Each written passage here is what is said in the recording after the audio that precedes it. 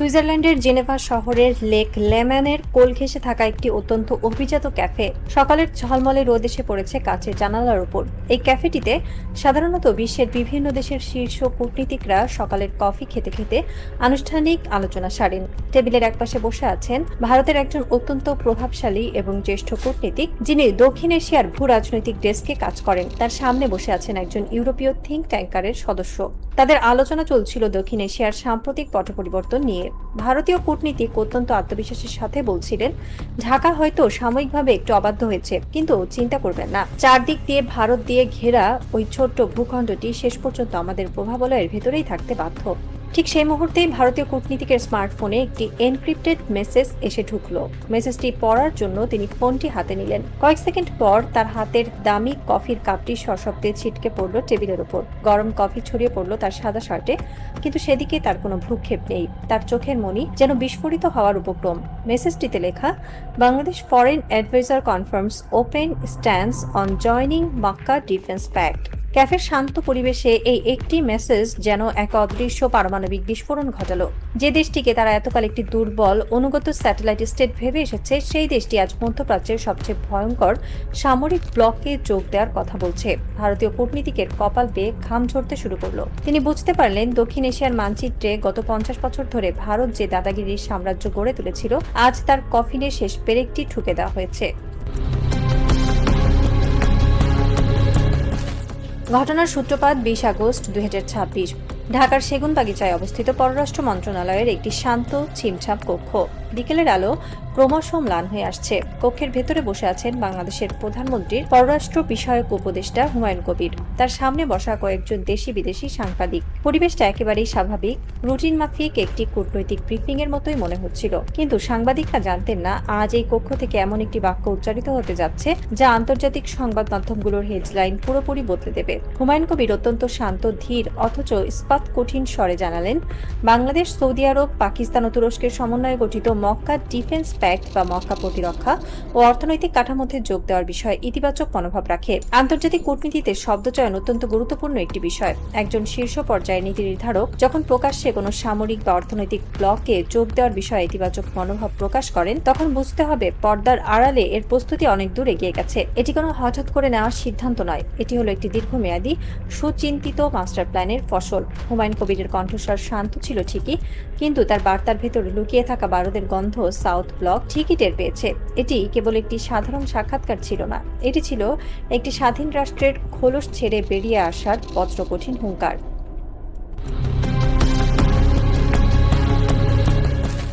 এই Mecca defence pact বা মক্কা চুক্তি আসলে কি, যা নিয়ে ভারতের এত ভয়?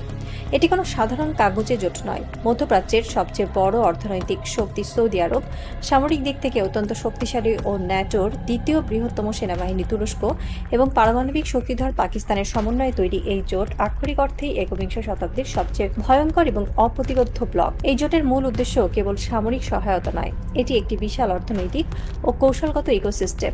সৌদি আরবের অফুরন্ত পেট্রোডলার, তুরস্কের অত্যাধুনিক সমরাস্ত্র প্রযুক্তি এবং পাকিস্তানের পারমাণবিক ছাতা, এই তিনটি মিলে যে শক্তি তৈরি হয়েছে তা পশ্চিমা বিশ্ব থেকে শুরু করে এশীয় পরাশক্তিগুলোকেও চিন্তায় ফেলে দিয়েছে। এই জোটে যদি বাংলাদেশ যুক্ত হয়, তবে তা কেবল একটি দেশের অন্তর্ভুক্তি হবে না, এটি হবে এই জোটের বিশাল এক সম্প্রসারণ। 17 কোটি মানুষের এই দেশ, যাদের রয়েছে একটি দুর্ধর্ষ সামরিক ইতিহাস, বিশাল ম্যান পাওয়ার এবং ভূ-কৌশলগতভাবে অত্যন্ত গুরুত্বপূর্ণ বঙ্গোপসাগরের নিয়ন্ত্রণ, তারা এই জোটে গেলে মক্কা প্যাক্ট হয়ে উঠবে আরও অনেক বেশি শক্তিশালী। বাংলাদেশের মতো একটি দেশ, যার ভৌগোলিক অবস্থান দক্ষিণ এশিয়া এবং দক্ষিণ পূর্ব এশিয়ার ঠিক মোহনায়, তারা এই ব্লকে যুক্ত হলে পুরো জোটের স্ট্র্যাটেজিক বা কৌশলগত গভীরতা বহুগুণ বেড়ে যাবে। হুমায়ুন কবিরের এই সাক্ষাৎকারের পর ভারতের অবস্থা ঠিক কী দাঁড়াবে? সামরিক কৌশলবিদরা একে বলছেন স্যান্ডউইচ থিওরির নিখুঁত বাস্তবায়ন। ভারতের মানচিত্রের দিকে একবার তাকান। তাদের পশ্চিম সীমান্তে রয়েছে পাকিস্তান, যারা এই মক্কা প্যাক্টের অন্যতম প্রধান স্তম্ভ এবং যাদের হাতে রয়েছে পারমাণবিক বোমার চাবি। এখন যদি তাদের পূর্ব সীমান্তে থাকা বাংলাদেশও এই প্যাক্টের অংশ হয়ে যায়, তবে ভারতের অবস্থা হবে আক্ষরিক অর্থেই একটি স্যান্ডউইচের মতো। ভারতের দুই দিকেই তখন থাকবে মক্কা প্যাক্টের উপস্থিতি, পাকিস্তানি মিসাইল, টার্কিশ ড্রোন এবং অত্যাধুনিক সামরিক প্রযুক্তি। আর তাদের মাথার উপর উত্তরে তো আগে থেকেই বসে আছে ড্রাগন চীন। অর্থাৎ ভারত তিন দিক থেকেই একটি দুর্ভেদ্য সামরিক ব্লকের মাঝখানে আটকা পড়ে যাবে। যে ভারত এতদিন কথায় কথায় হুমকি দিত, আমাদের অভ্যন্তরীণ রাজনীতিতে ছড়ি ঘোরাতো, শিলিগুড়ি করিডোর থেকে ফাইটার জেট উড়িয়ে ভয় দেখাতো, সে ভারতের আর কোনোদিন সাহস হবে না বাংলাদেশের 1 ইঞ্চি মাটির দিকে চোখ তুলে তাকানোর। কারণ তখন বাংলাদেশের উপর হামলা মানে কেবল বাংলাদেশের উপর হামলা নয়, এই চুক্তির আওতায় তা পুরো মুসলিম ব্লকের উপর হামলা বলে গণ্য হবে। ভারতের সামরিক বাহিনীর এতটুকুও শক্তি বা সামর্থ্য নেই যে তারা একসাথে পাকিস্তান, তুরস্ক, সৌদি আরব এবং বাংলাদেশের সম্মিলিত সামরিক শক্তির মোকাবেলা করে। এটি ভারতের জন্য এমন এক দুঃস্বপ্ন যা তাদের আঞ্চলিক দাদাগিরির কফিনের শেষ পেরেক ঠুকে দেবে। হুমায়ুন কবির তার সাক্ষাৎকারে কেবল প্রতিরক্ষার কথা বলেননি, তিনি বৈশ্বিক অর্থনীতি, বাণিজ্যের পরিবর্তনশীল গতিশীলতা বা ডায়নামিক্সের কথা উল্লেখ করেছেন। এর মানে কি? এর মানে হলো বাংলাদেশ আর কেবল একটি নির্দিষ্ট দেশের উপর বাণিজ্যিক নির্ভরতায় আটকে থাকতে চায় না। মক্কা প্যাক্টে যোগ দিলে বাংলাদেশের সামনে মধ্যপ্রাচ্য এবং ইউরেশিয়ার এক বিশাল অর্থনৈতিক দুয়ার খুলে যাবে। সৌদি আরব বর্তমানে তাদের ভিশন 2030 নিয়ে কাজ করছে, যেখানে তারা ট্রিলিয়ন ট্রিলিয়ন ডলার বিনিয়োগ করছে নতুন নতুন মেগা সিটি এবং লজিস্টিক হাব তৈরিতে। বাংলাদেশ যদি এই জোটের অংশ হয়, তবে আমাদের জনশক্তি, আমাদের প্রযুক্তি এবং আমাদের উৎপাদিত পণ্য বিনা বাধায় সেই বাজারগুলোতে প্রবেশ করতে পারবে। অন্যদিকে তুরস্কের সাথে সামরিক বাণিজ্যের পাশাপাশি অর্থনৈতিক বাণিজ্য এক নতুন মাত্রায় পৌঁছাবে।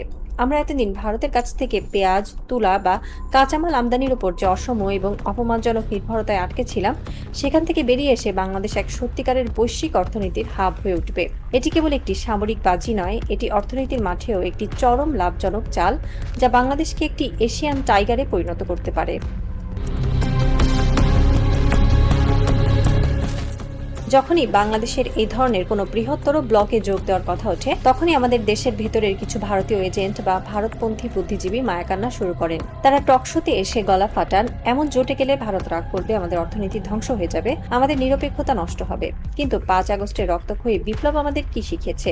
এই বিপ্লব আমাদের শিখিয়েছে যে ভারতের রক্তচক্ষু বা চাপের জুজু দেখিয়ে আমাদের আর দাবিয়ে রাখা যাবে না। যে দেশের সাধারণ মানুষ, ছাত্র জনতা খালি হাতে বুলেটের সামনে বুক পেতে দিয়ে একটি ভয়ঙ্কর স্বৈরাচারীকে হটাতে পারে, সেই দেশ আর কারো মানসিক দাসত্ব মেনে নেবে না। আমাদের নীতি নির্ধারকরা আজ সেই স্পিরিটকে ধারণ করেছেন। হুমায়ুন কবিরের বক্তব্য প্রমাণ করে যে বর্তমান সরকার দেশের ভেতরে ঘাপটি মেরে থাকা সেই ভারতপন্থী এজেন্টদের কথায় আর কান দিচ্ছে না। তারা দেশের স্বার্থকে সবার ওপরে স্থান দিয়েছে। এই অকুতোভয় স্পিরিট নিয়েই বাংলাদেশ আজ সারা বিশ্বের সামনে মাথা উঁচু করে দাঁড়িয়েছে। নতজানু পররাষ্ট্রনীতির দিন শেষ, এখন থেকে আমাদের নীতি হবে সবার আগে বাংলাদেশ। মক্কা প্যাক্টে যোগ দেওয়ার এই খবরের পর সবচেয়ে বেশি আতঙ্কিত হয়েছে কারা? খোদ ভারতের চেয়েও বেশি আতঙ্কিত হয়েছে আমাদের দেশের ভেতরে থাকা সেই অদৃশ্য মাফিয়া এবং দেশীয় দালালরা, যারা গত 1.5 দশক ধরে ভারতের এজেন্ডা বাস্তবায়ন করে হাজার কোটি টাকা কামিয়েছে। তারা জানে বাংলাদেশ যদি এই ব্লকে যুক্ত হয়, তবে দেশের সামরিক বাহিনী এতটাই শক্তিশালী হয়ে যাবে যে দিল্লির গোয়েন্দারা আর ঢাকায় বসে খবরদারি করতে পারবে না।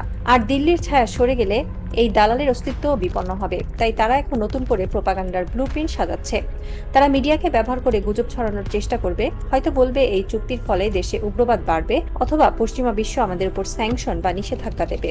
এই দালালরা সুকৌশলে সাধারণ মানুষের মনে ভয় ঢুকিয়ে দেওয়ার চেষ্টা করবে। কিন্তু স্বাধীন দেশের নাগরিকদের এখন অত্যন্ত সজাগ থাকতে হবে। শত্রুর এই মনস্তাত্ত্বিক যুদ্ধ বা মিডিয়ার ট্র্যাপে পা দেওয়া যাবে না। দেশের স্বার্থে নেওয়া যে কোনো বড় সিদ্ধান্তের পেছনেই দেশীয় মির্জাফররা বাধা হয়ে দাঁড়ায়, কিন্তু তাদের সেই বিষ-দাঁত ভেঙে দেওয়ার দায়িত্ব এখন এই জাগ্রত তরুণ প্রজন্মের কাঁধেই।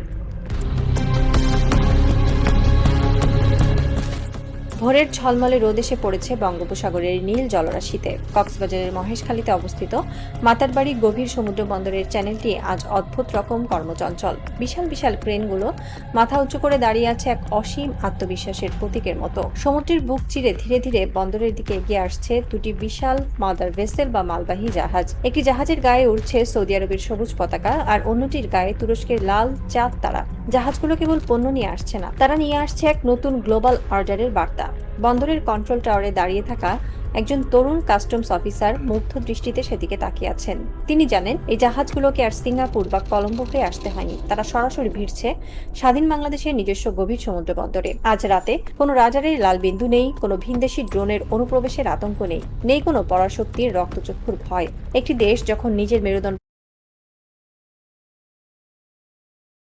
সোজা করে দাঁড়াতে শেখে, তখন বিশ্ব তাকে সম্মান করতে বাধ্য হয়। সাউথ ব্লকের সেই ড্রয়িং রুমগুলোতে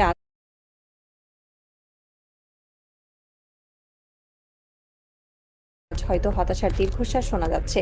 কিন্তু মাতার বাড়ির এই রৌদ্রোজ্জ্বল সকালে ভাসছে কেবলই এক অদম্য বিজয়ের গান। ঢেউয়ের পর ঢেউ এসে আছড়ে পড়ছে কনক্রিটের বাঁধে। এই ঢেউয়ের গর্জনের মতোই আজ বিশ্বমঞ্চে গর্জে উঠেছে বাংলাদেশ।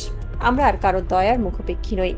আমাদের আকাশ, আমাদের সমুদ্র, আমাদের ভবিষ্যৎ, সবকিছুর চাবি আজ কেবল আমাদেরই হাতে। দাসত্বের শেকল চিরতরে ছিন্ন করে এক নতুন অজেয় বাংলাদেশ আজ তার আত্মমর্যাদার স্বর্ণশিখরে পা রেখেছে। এ তো কেবল শুরু। আগামী দিনের বিশ্ব অর্থনীতি এবং ভূ রাজনীতির ইতিহাসে এই বদ্বীপ যে নতুন অধ্যায় লিখতে যাচ্ছে, তা হয়তো শতাব্দীর সবচেয়ে রোমাঞ্চকর মহাকাব্য হয়েই থেকে যাবে।